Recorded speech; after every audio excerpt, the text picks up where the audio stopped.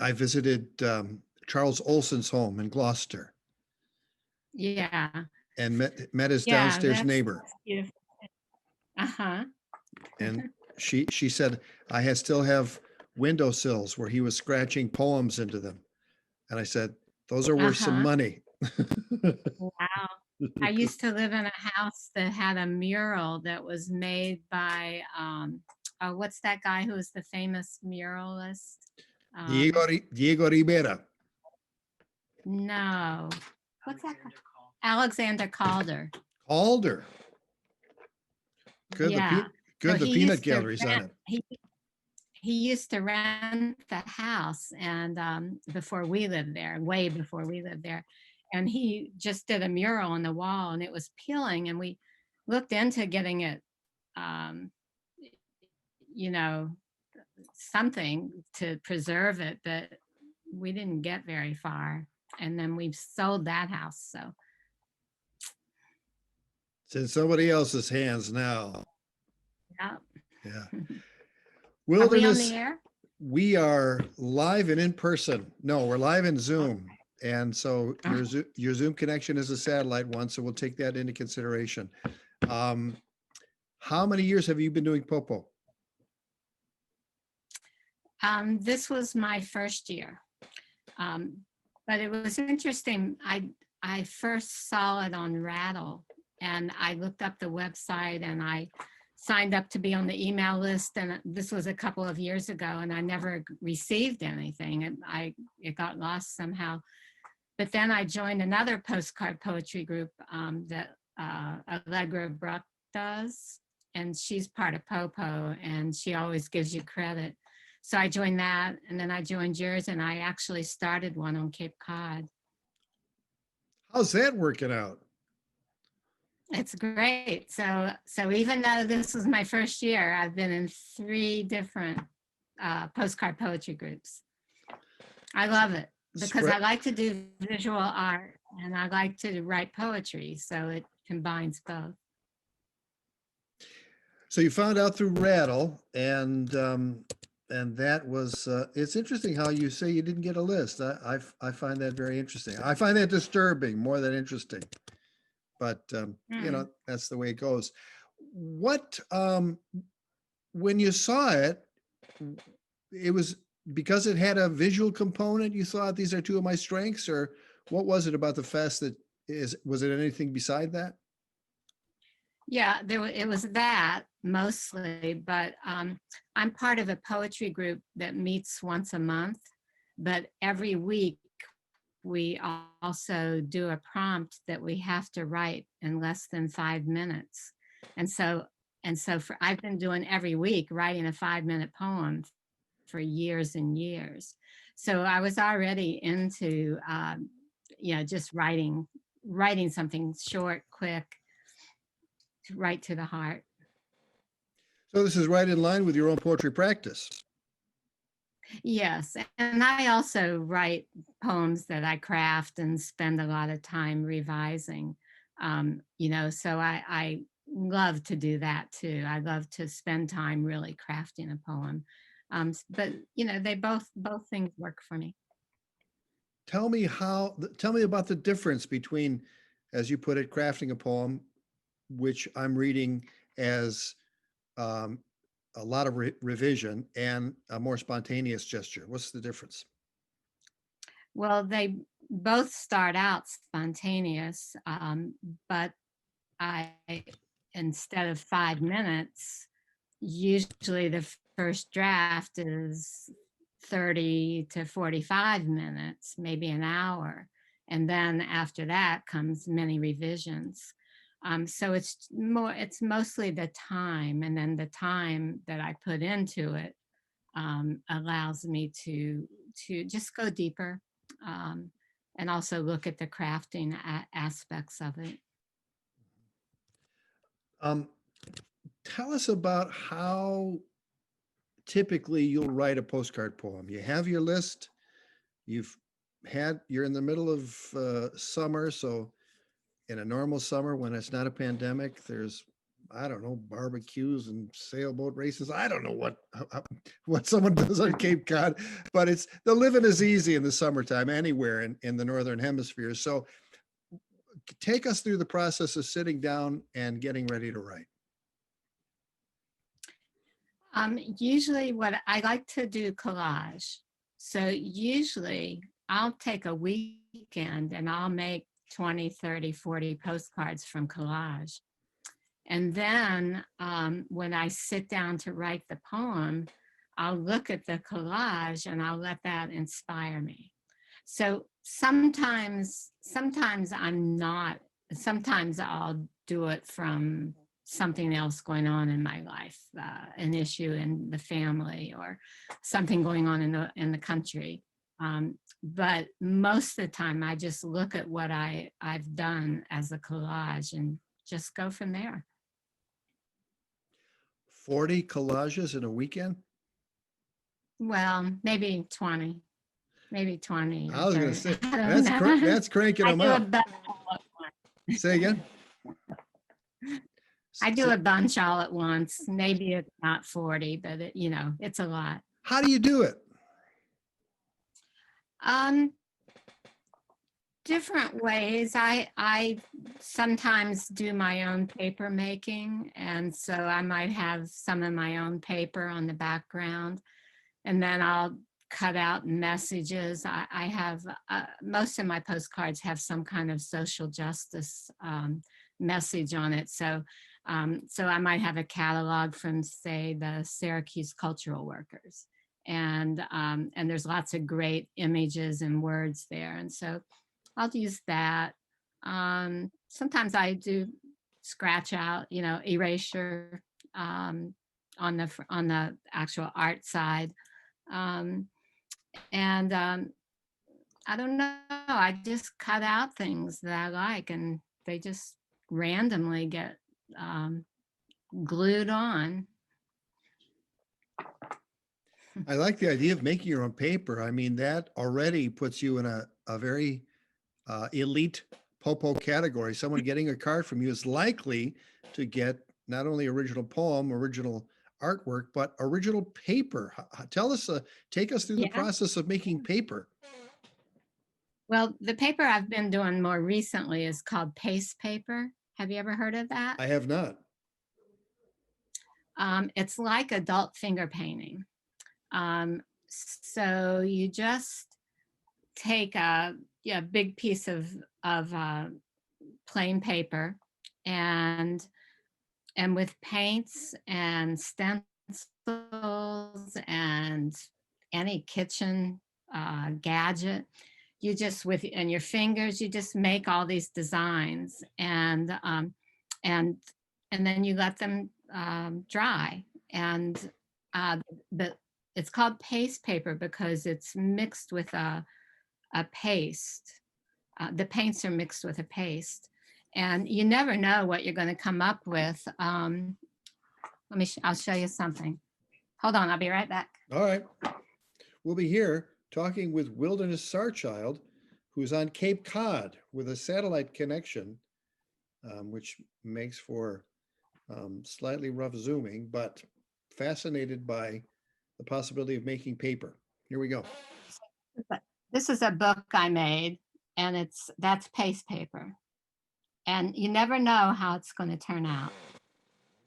Now, so, is there an image that you put onto the paper there? Not on purpose, but when I folded the paper in half and it was wet with paint, and I pressed it, and so that's what made it the same on each side. Here's another one. Wow, this is a little like Rorschach. Yeah, it is, because they're all like Rorschach. So these are books that I make with paste paper, and anyway, so that a lot of the paper ends up being in my cards. That's amazing. I especially love that first image. That was striking. Oh yeah, that's this one. I like that one too. Yeah. Far out. And the book is filled with all my favorite poems by other people. Kind of a homemade anthology. Yeah. Yeah. That's so Oh, excellent. that's yeah. So the Postcard Fest was made for someone like you. Yeah, really. I love it. How inspired were you, if any, and it's okay if there was zero, how inspired were you by cards coming in? And what was that in terms of a plus or minus for your own creative process? Um, I love the homemade cards. Those are the ones that really inspire me. I look at them and I go, oh, I'd love to do something like that. And and I wonder how they did it and everything. So those are very inspiring. Not so much the ones that are just postcards that people have collected. It's not, I mean, they're great and I love receiving them. But they don't really inspire my own artwork. Mostly the poems that I receive. Every once in a while, I'll do a cento poem from the different poems, or something that said will click something in me. But mostly I'm inspired by my own images. It's really a beautiful thing when you can get a card in the mail and go, holy shit, I need to do something like that. Mhm, mhm. That's in part how the fest is up my game in many different ways. And the last frontier for me is the actual handwriting or calligraphy aspect to it. Mm, What are some, that's what you do? go ahead. You do calligraphy on yours? Well, no, not really. I'm trying to make my handwriting better. That's the last part. Well, I don't want to say the last part. That's the next challenge. Mhm, First it was the poem and getting the poem right and being spontaneous about it and having different methods towards that. And that's always up and down. It's kind of like biorhythms. You'll hit a streak where you'll get 8 good ones in a row, and then you'll crank out about 3 ones that are shit or maybe more. And then you'll start getting collages in the mail and go, whoa, I want to make my own cards. And you start making your own cards. And then last year I made the switch to where I had some idea what I was going to write about, then went to get an image, either from online or from a sticker book or whatever, where there would be a little bit more coherence between mhm, the image and the poem. Not that I'm, a humbug for consistency or anything like that, but it helps, I mhm, think, when there's some kind of correlation between the image and the writing. It's helped me because I think my writing's a little outside to begin with. And then mhm. making collages has been so much fun, but the handwriting, because I really think that the concept of calligraphy, that you can really tell how focused a person is by the quality of the calligraphy, I think that comes across in cards as well. And so that's I'll something have I'd like to to, try that. yeah. What are things about the fest that need tweaking? Um, I don't. I, I I don't know that anything needs tweaking. I mean, sometimes I wish that people's handwriting was better because I can't always read what I get. Um, and but the fest itself, I I had no complaints at all, other than that, but nothing about the way it's run. I think it's great. Sometimes people talk about bonus cards, and I mean, I understand that bonus cards are cards you send beyond the people on your list, but I don't understand. I don't understand if there's some way that, like, I don't know who I would send a bonus card to, say. I don't know how people do that, if there's a protocol for that. Are you on the Facebook page? Yes. So sometimes people say, hey, I've done my 31. I'd like to send out bonus cards. PM me your address if you'd like to have that. Oh, So that's the best way it's being I've done. never seen it. Oh, okay. And one of the problems of that for me is that I want to get off Facebook. I hate it. Mhm, I hate it. And mhm. I mean, they treated a Tibetan dissident poet, Tsering Wozer. They deleted her account or suspended her account, and she likened Facebook to an authoritarian regime. And I think she's right on about that. I also think their politics, the living off selling the personal information of people is completely reprehensible. The first time I started getting advertisements based on things I'd written in emails, I found that completely abhorrent, and so I really wish I hadn't got on Facebook. However, it might be nice to dip in and just say, hey, if you want a bonus card, send me an email. Here's my email address. If you're open to that, I think that's the way to do it. Yeah. I mean, I have all the complaints about Facebook you have. And also it's so great for spreading the word. So, I have a love-hate affair with Facebook. I understand. I have done surveys prompted by Facebook, and they said, what advice would you have? And I said, transition from a capitalist business model to a socialist business model in which people who are on Facebook more get a bigger refund. That hasn't happened yet. We can hope.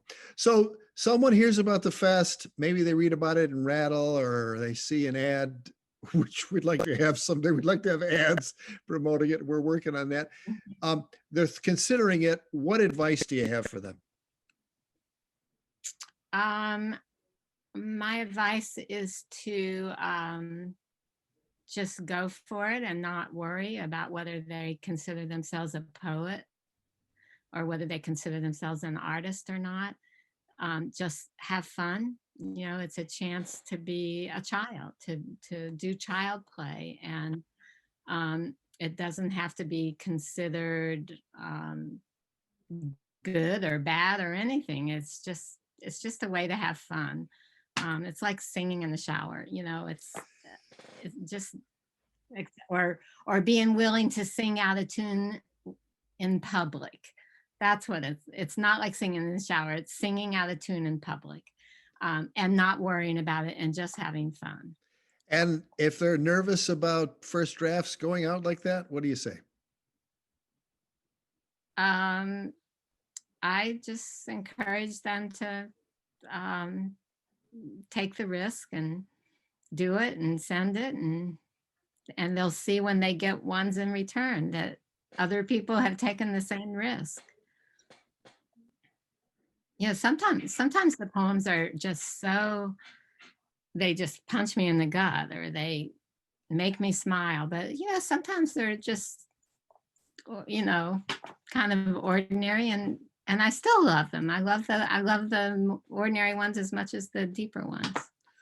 Do you have just because someone sent it just to me. That's right. That's exactly. It's a gift. It illustrates poetry as being part of the gift economy. Mm-hmm. Do you have a postcard poem of your own that you'd like to share with us? Sure. Let's see. I was trying to think a couple. There's one that I wrote after George Floyd was murdered. I'll read you that one.